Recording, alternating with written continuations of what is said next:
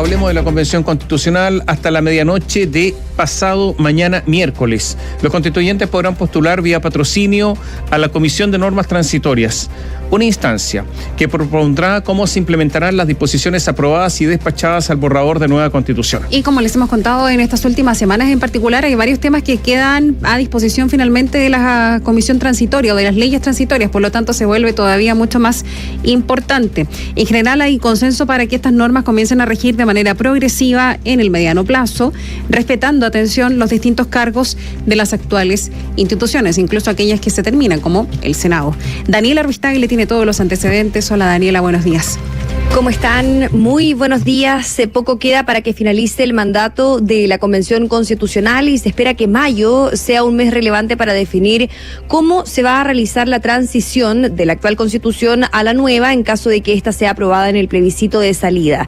La Comisión de Normas Transitorias tiene esa compleja tarea, la de definir cuáles serán los plazos, cuándo deberían crearse las nuevas instituciones que se crean, cuándo deberán de existir los actuales cargos del Parlamento, o los del Poder Judicial, por ejemplo. Respecto a este último punto, se aprobó, recordemos, que los jueces de la Corte Suprema tengan un plazo para dejar de ejercer sus funciones y se definió que será a cumplir los 70 años. Acá surge la siguiente pregunta. Aquellos que asumieron el cargo sabiendo que iban a durar un determinado tiempo, ¿tendrán que retirarse antes?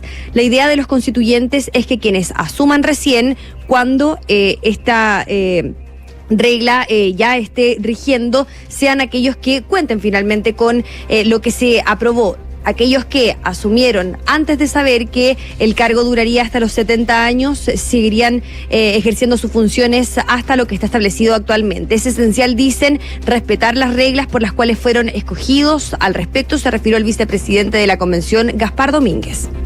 Quiero manifestar aquí la convicción de que las reglas sobre, por ejemplo, ministros de la Corte Suprema, en términos de edad y tiempo, empiecen a correr desde que la Constitución esté aprobada y que la gente que entró con unas reglas termine con esas reglas. La clave para que las transformaciones sociales profundas puedan materializarse en realidad es extremadamente necesario hacerlo acompañado de los expertos, de manera mesurada y de manera reflexiva. Algo similar ocurre con los cargos de elección popular. Por ejemplo, se habla de la reelección presidencial. Si se aprueba la nueva Constitución, el presidente Gabriel Boric podrá ir a la reelección.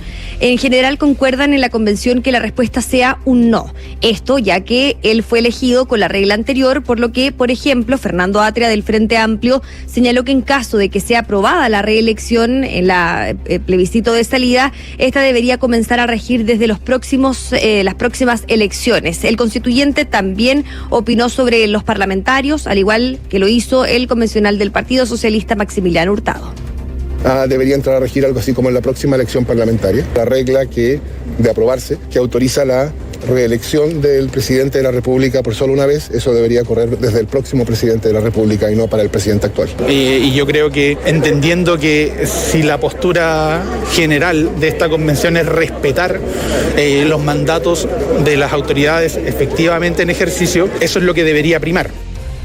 La convencional del pueblo Coya, Isabel Godoy, cree que los plazos deben ser aterrizados, dice ella, para evitar que la nueva Constitución sea un texto simplemente declaratorio. Pero tiene que haber un plazo prudente para que pueda ser efectiva la transición. O sea, no podemos decir, oye, la norma del agua, por ejemplo, decir, no, en 2 años después de que o 1 año después que o 6 meses después que se apruebe o esté el nuevo texto de Constitución, va a ser efectivo. Tiene que haber un plazo que sea aterrizado y que se pueda llevar a cabo el proceso, si no va a ser vamos a tener una Constitución que va a ser una declaratoria. El constituyente de Renovación Nacional, Ruggero Cozzi, alertó de lo que denominó el maximalismo al interior de la convención. Dijo que el hecho de aprobar tantas instituciones hará compleja la tarea de la comisión. Y yo creo que aquí va a quedar también un poco en evidencia el problema que significa tanto maximalismo. Cuando tú has creado tantas instituciones nuevas, cuando has tratado de modificar tantas instituciones existentes, viene la pregunta de, bueno, ¿cómo llevamos todo esto a la realidad? Y yo creo que la Comisión de Normas Transitorias va a ser el momento en que esto quede en evidencia. Bueno, recordemos que además de la Comisión de Normas Transitorias, cuya integración o la idea de postular a esta comisión finaliza la medianoche de este miércoles, también existen otras, que es la de preámbulo, la Comisión de Armonización, y que son ya muy relevantes en esta recta final de la Convención Constitucional. Se espera, como lo decíamos, que todas las comisiones cuenten con su integración o la intención de postular a estas comisiones la medianoche de este miércoles. Caterina Tomás. ¿Cuáles son en las normas transitorias los nudos más complejos de desatar, crees tú? Sí. Mira, hay un nudo bastante relevante en relación a, por ejemplo, los senadores. Se dice que, claro, sea la próxima elección parlamentaria, pero ¿qué va a ocurrir con los senadores que fueron electos en esta oportunidad, ¿no es cierto? Ellos duran 8 años, de acuerdo al mandato por el que fueron elegidos. Si es que en las próximas elecciones va a integrarse o va a constituirse la Cámara de las Regiones, por ejemplo, ¿qué va a pasar con los 4 años que le queda a los senadores que fueron electos hace poco? Bueno, hay algunas propuestas. Por ejemplo, el Partido Socialista apuesta porque estos senadores, que todavía tendrían 4 años por ejercer su labor, se integren a la Cámara de las Regiones. Es decir, que se escoja la mitad de los miembros de esta nueva corporación y que el resto esté conformado por los senadores actuales para cumplir entonces los 4 años. Ese es uno de los nudos principales. Ahora, también hay otros aspectos relevantes. Por ejemplo, ustedes recordarán que hace un tiempo se aprobó esta idea de crear asambleas regionales. ¿Qué va a pasar con los consejos regionales? Recordemos que estas asambleas regionales tienen una función similar a los actuales CORE, pero tampoco hay consenso en relación a qué es lo que va a ocurrir con estas instituciones que finalmente terminan, dejan de existir y tienen que crearse nuevas entidades. Así que son varios puntos que tienen que abordar en muy poco tiempo, porque recordemos que la Comisión de Armonización de Normas Transitorias tenía mayor tiempo, pero a propósito de la idea de priorizar los plazos, es que se acortó el mandato de estas comisiones. Así que va a ser una conversación a contrarreloj y muy relevante. Y recordar además que tú lo contabas en relación a quienes van a formar parte de las comisiones, se presentan por patrocinio para que se dé una elección más bien rápida, no se demore tanto el nombramiento de esas personas. Y lo otro es decir que esta semana es cargadísima, ya lo son así todas estas últimas semanas, estamos efectivamente ya en tierra derecha del trabajo de la convención. Está lo que tiene que suceder hoy día sí o sí en la Comisión de Sistema Político que tú nos mencionabas, Sistema de Justicia, que está en su última oportunidad también esta semana en su votación en el Pleno. O sea, cargadísimas actividades toda la semana, particularmente desde mañana hasta el viernes en que se da la discusión en el Pleno. Así es. Los constituyentes ya están trabajando en recolectar los patrocinios. No son tantos los que se requieren, son 5 patrocinios y 2 patrocinios que se requieren para representantes de pueblos originarios. Y en ese sentido ya hay algunos nombres que suenan, por ejemplo, para la Comisión de Normas Transitorias del Frente Amplio. Ignacio Achurra, Constanza Chonhaut, Jaime Baza, Fernando Atria suena para la Comisión de Armonización, por ejemplo.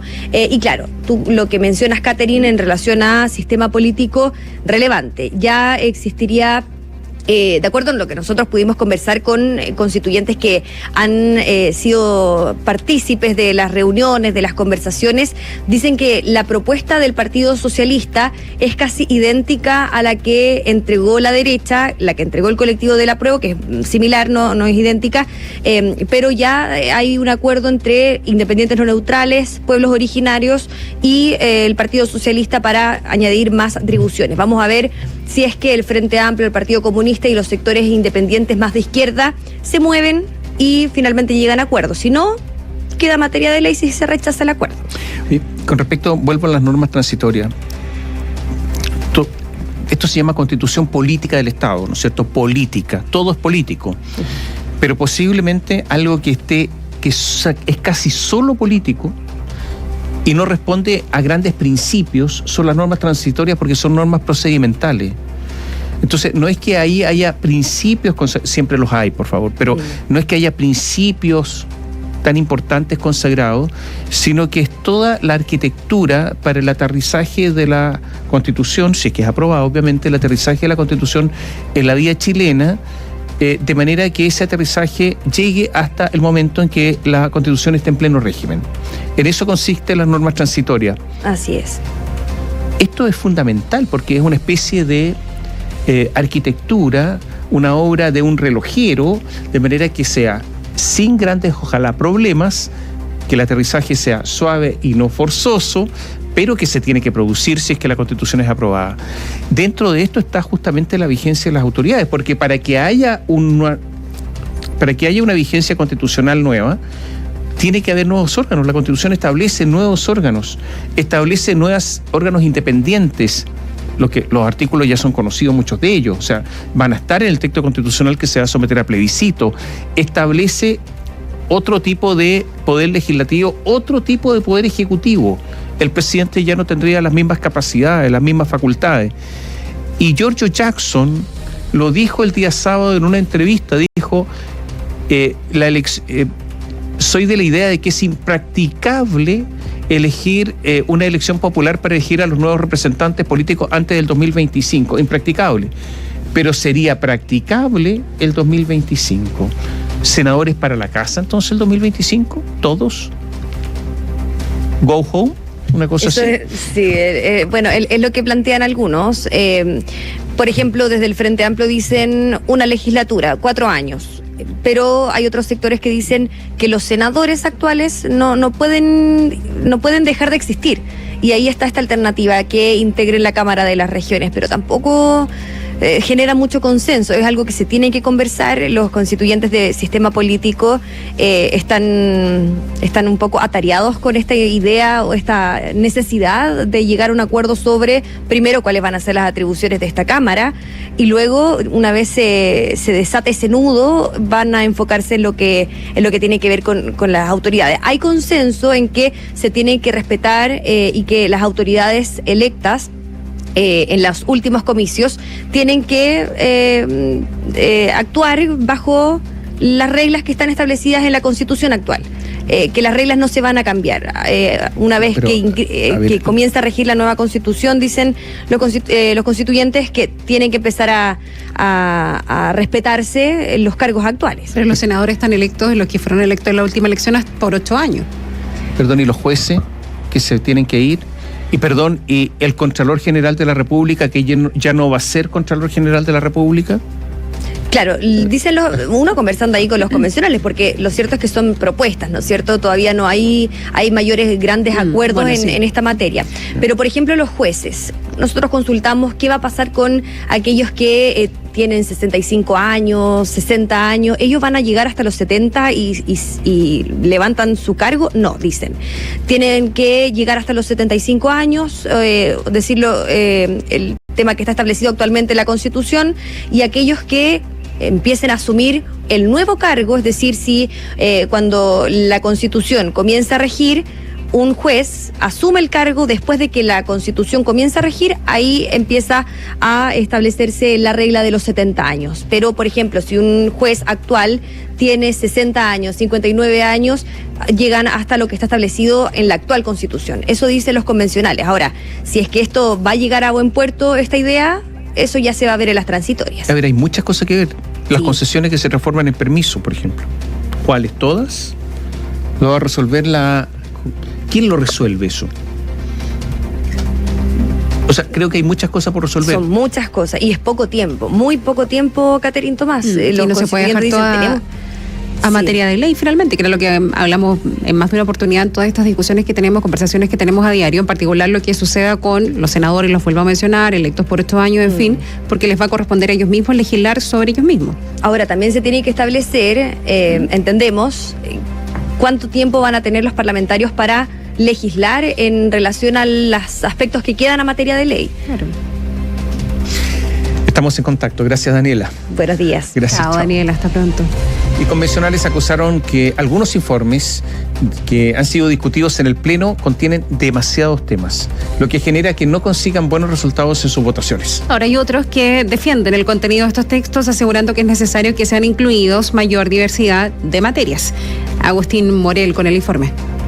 Luego de una semana con resultados negativos en las votaciones de algunos informes en el Pleno de la Convención, constituyentes se refirieron a las causas que provocaron estos escenarios, donde atribuyeron la gran cantidad de materias que son incluidas en un mismo texto. Salvo el articulado de sistema político, en el cual 18 de los 30 artículos fueron aprobados, otras comisiones como la de sistemas de conocimiento y medio ambiente tuvieron un mal desempeño, sobre todo la segunda, donde el informe fue rechazado en general. En su intervención en la discusión sobre el texto de sistemas de conocimiento, el convencional UDI Rodrigo Álvarez señaló que mientras más materias tengan, más difícil es generar consensos. En la misma línea, consultado por la radio, el constituyente agregó que bajar la cantidad de temas puede acelerar los tiempos de discusión y mencionó que muchas materias que son incluidas en los informes no deberían estar consagrados en la nueva Constitución. Yo creo que una de las características de esta convención es lo desmedido en cuanto a agregar muchísimos temas y desmedido en cuanto a detallarlos hasta sus más mínimos elementos. Por eso hemos tenido normas sobre el arte callejero, sobre el hongo, sobre los efectos electromagnéticos, sobre el derecho en un momento dado al turismo, que son cosas absolutamente extemporáneas en un texto constitucional.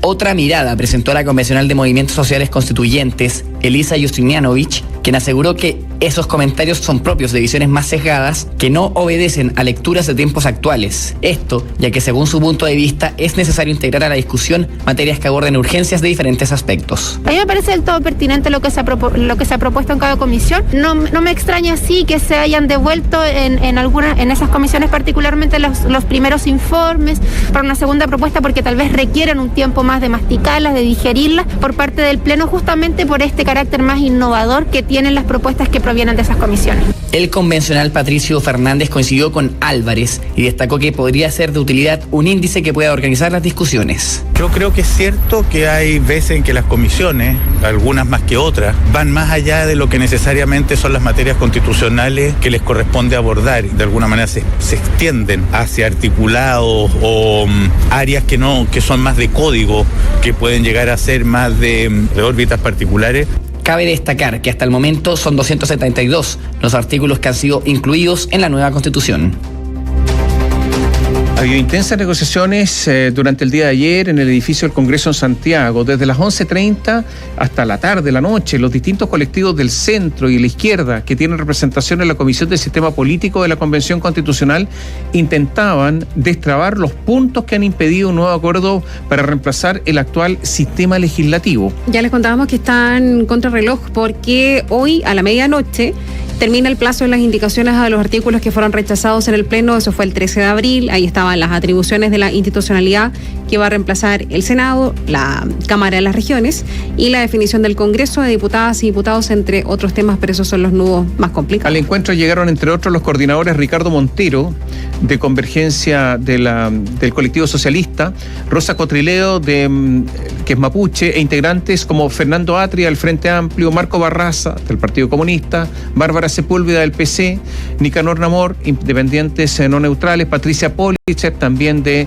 Independientes No Neutrales, Alondra Carrillo, Movimientos Sociales, Pedro Muñoz, del Colectivo Socialista, Maximiliano Hurtado, también del mismo colectivo, Fuad Chaín, Colectivo La Prueba, y los convencionales Adolfo Millabur, mapuche, y Tami Pultichnik, de Independientes No Neutrales. El sábado, en tanto, el Colectivo Socialista, Independientes No Neutrales y Escaños Reservados llegaron a una propuesta común para ampliar las atribuciones de la Cámara de las Regiones, que fue uno de los insumos con los que ayer se avanzó finalmente en las tratativas. El planteamiento de estos colectivos, quienes se desmarcaron del acuerdo inicial que terminó siendo desechado parcialmente en el Pleno, contempla que la nueva corporación tenga, además de las atribuciones sobre materias de acuerdo regional, prerrogativas políticas como actuar de jurado ante acusaciones constitucionales y pronunciarse sobre leyes que regulen o limiten derechos sociales. Se propone que la Cámara de las Regiones, la que va a reemplazar al Senado, pueda tener atribuciones en toda reforma constitucional que se impulse, además de la regulación legal de órganos autónomos, del sistema de justicia, de querellas de concurrencia presidencial necesaria, como las que irrogan gasto fiscal, por ejemplo, de las que regulen estados de excepción, de los nombramientos relativos a órganos autónomos y de declaraciones de estados de excepción. Por otro lado, los convencionales plantean la posibilidad de que la nueva corporación pueda conocer todas aquellas materias que no sean leyes de acuerdo regional, cumpliendo con la solicitud de al menos un tercio de sus miembros en ejercicio en un plazo de 60 días para evacuar el proyecto sin tramitación en comisión mixta. La propuesta, dicen, puede ser aceptada o desechada por la mayoría de los diputados en ejercicio. En otros puntos, la propuesta busca modificar el orden de revisión de los informes de comisiones mixtas cuando se trate de leyes de acuerdo regional que sean de total interés para la Cámara de las Regiones. El diario La Tercera dice que según presentes, durante el día de ayer las conversaciones avanzaron lento, mientras que el Frente Amplio se habría abierto a considerar alguna de estas atribuciones como las reformas constitucionales de cualquier índole. El Partido Comunista y sectores de movimientos sociales habrían insistido en el acuerdo original. El colectivo del Apruebo también hizo sus propuestas para modificar el sistema legislativo.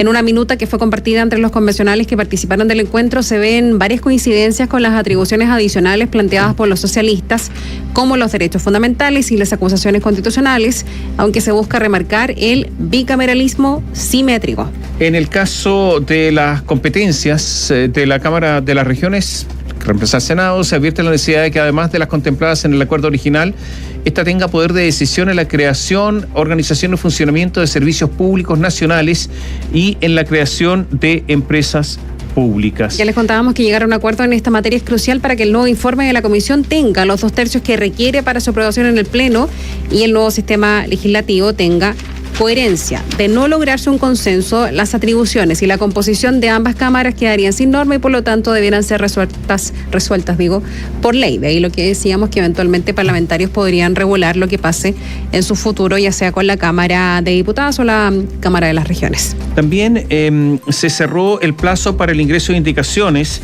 que serán votadas hoy, atención, hoy, en la Comisión de Sistema de Justicia, órganos autónomos de control y reforma constitucional, para elaborar una nueva propuesta acerca de justicia, de tercer informe que contiene 91 artículos, luego de que este fuera rechazado en general en el Pleno de la Convención la semana pasada.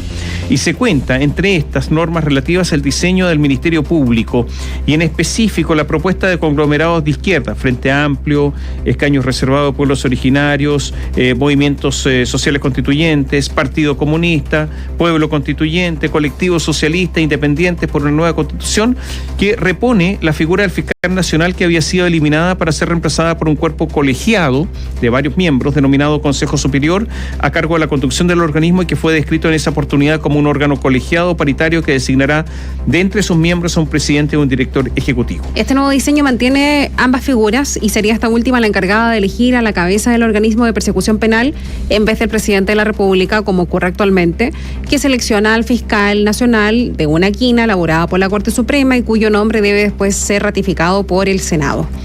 Ahora, habrá un fiscal, pero seguirá este Consejo Superior, que finalmente también dictará las directrices, por lo tanto va a ser un fiscal nacional sin tantas atribuciones, porque va a haber directrices de este Consejo Superior.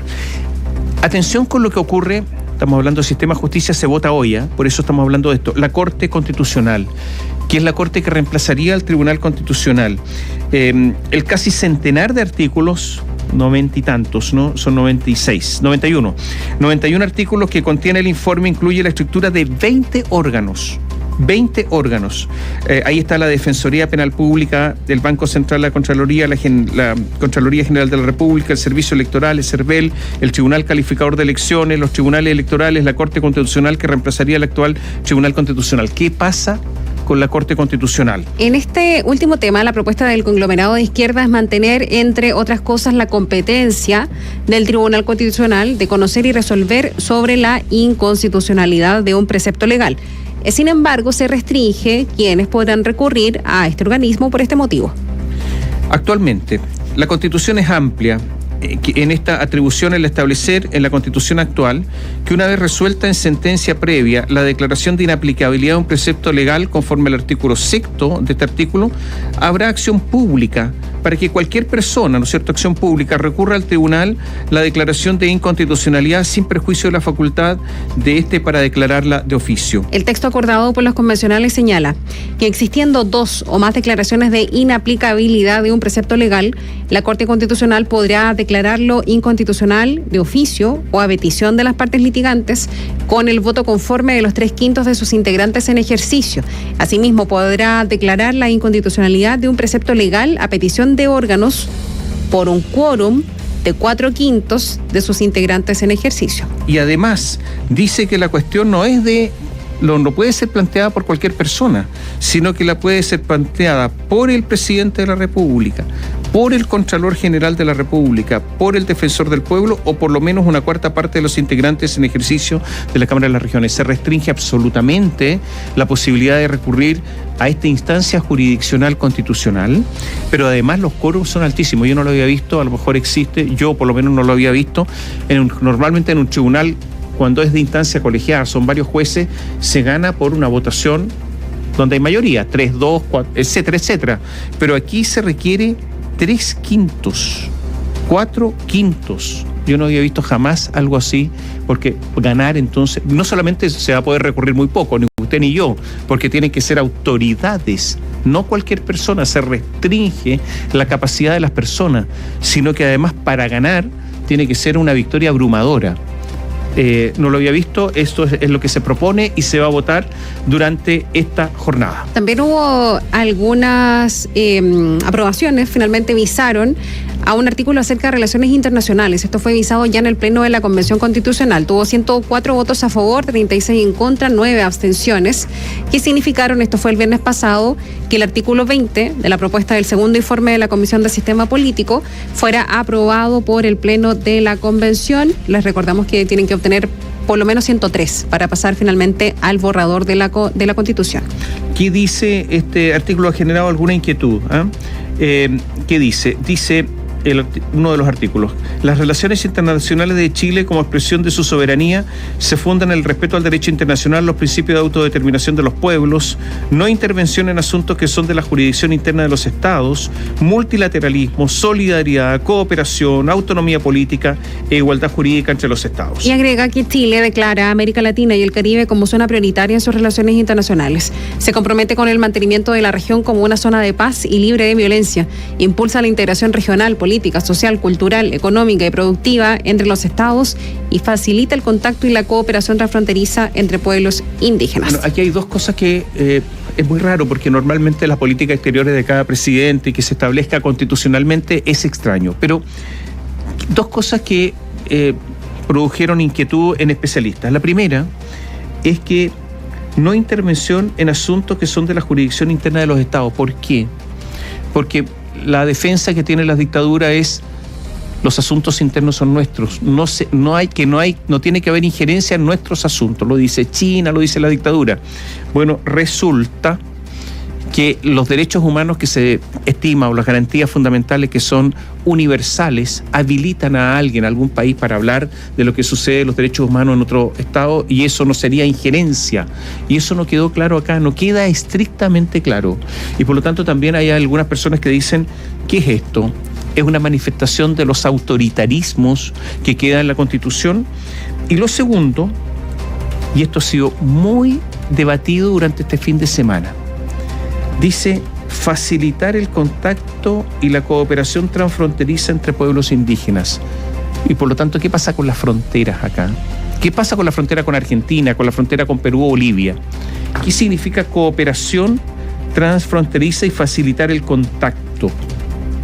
Debilitamiento de la frontera, espacios comunes compartidos, administración de alguna manera, en alguna medida, en las fronteras de estos pueblos que están al lado y lado. Pregunta que surgió el fin de semana bastante. Quiero volver al tema judicial cortito, porque hay una carta que hoy día se publica en el diario El Mercurio de Víctor Pérez Varela, que, recordémoslo, es abogado, es ex ministro del Interior, fue senador durante muchos años. ¿Por qué? Porque resulta que se va a votar hoy día, pero la proposición del sistema judicial implica que prácticamente desaparecería el recurso de queja. El recurso de queja es el último recurso, es el recurso extremo, y cuando ha habido arbitrariedad por parte de los jueces. Es un recurso muy difícil de que sea acogido a tramitación, o sea, tiene altos requisitos para ser acogido a tramitación, pero no solamente eso, es difícil ganarlo. Pero cuando se gana, es evidente, es muy patente que había una arbitrariedad judicial. Y hay una estadística que Pérez Varela indica hoy día en el diario El Mercurio, una carta que envió, y dice que hay entre 2011 y 2014, la Corte Suprema falló 3.005 recursos de queja. 2.252 fueron declarados inadmisibles, el 74,94%. 589 fueron rechazados, el 19,6%, pero 133 recursos de queja fueron acogidos después de los correspondientes alegatos orales de abogados, 4,42%, y en 31 casos el máximo tribunal actuó de oficio para resolver el problema que agraviaba al recurrente. De oficio, era tal la gravedad del asunto. En síntesis, los datos muestran que en 4 años, tomándose un tiempo promedio de solo 90 días, la Corte Suprema reparó 164 situaciones de faltas graves, que de no existir el recurso de queja, habrían significado una cifra negra de injusticias cometidas por el sistema tribunalicio. Estos no son casos de simples diferencias de opiniones entre jueces, no, sino situaciones en que las Cortes de apelación han incurrido en desaciertos notorios, desaciertos manifiestos, en algunos casos en arbitrariedades además, o bien en el esclarecimiento de los hechos discutidos, o bien en la aplicación de la ley a los hechos. Y esto se estaría eliminando. La pregunta es ¿por qué? Hay que recordar además que en algunos casos el recurso de queja es tan grave la situación que implica sanción al juez que dictó una sentencia justamente por haber fallado de esa manera. Y esto se está eliminando en la nueva proposición que se va a votar durante esta jornada. Siempre a propósito de la convención, revisemos algunas declaraciones políticas. Hay constituyentes de centro izquierda que respaldaron las declaraciones que hizo la ministra del Interior, Isquia Siches, quien dijo que al gobierno no le corresponde ser neutral en el proceso constituyente. En Chile Vamos, señalaron que el Ejecutivo debe gobernar para todos. Ahora, ¿qué es lo que ha ocurrido acá? Vamos a hablar. Resulta que ya se están decantando las posiciones a favor o en contra. Muchos habían dicho, esperen, ¿qué cosa? El texto final, obviamente. Pero ya se están decantando. Al Frente Amplio se decantó, Giorgio Jackson se ha decantado, y por lo tanto yo diría que ya en la práctica está comenzando la campaña a favor y en contra. Tenemos detalles con Héctor Gabriel Campos. La ministra del Interior, Isquia Siches, respaldó lo señalado hace unas semanas por la vocera de gobierno Camila Vallejo, señalando que el gobierno no le corresponde ser neutral en el proceso constituyente. La jefa del gabinete, en entrevista con El Mercurio, afirmó que el éxito de la convención es vital para el Ejecutivo y que la moneda debe garantizar el buen funcionamiento del plebiscito de salida. Estas declaraciones no cayeron bien en Chile Vamos. La constituyente Teresa Marinovich sostuvo que el Ejecutivo no entiende su labor principal, que es gobernar para todos, mientras que el convencional de RN, Manuel José Osandón, llamó a la neutralidad. Los gobiernos deben gobernar para todos los chilenos, y en ese sentido no inmiscuirse en elecciones para evitar o profundizar divisiones internas. La ministra Siches no lo ha entendido, no lo entiende y aparentemente no lo va a entender esto. Creo que el gobierno debe mantener un rol institucional neutro y que sean los chilenos los que decidan cuál va a ser el futuro del proyecto de constitución que les presentaremos. Desde Apruebo Dignidad, el convencional por el Distrito 17, Roberto Celedón, respaldó a Isquia Siches, señalando que el Poder Ejecutivo está en todo su derecho de pronunciarse en un momento histórico. Desde luego las autoridades políticas, no las judiciales, las autoridades políticas están en su legítimo derecho de tomar posición sobre una materia que es tan relevante para el futuro de nuestro país.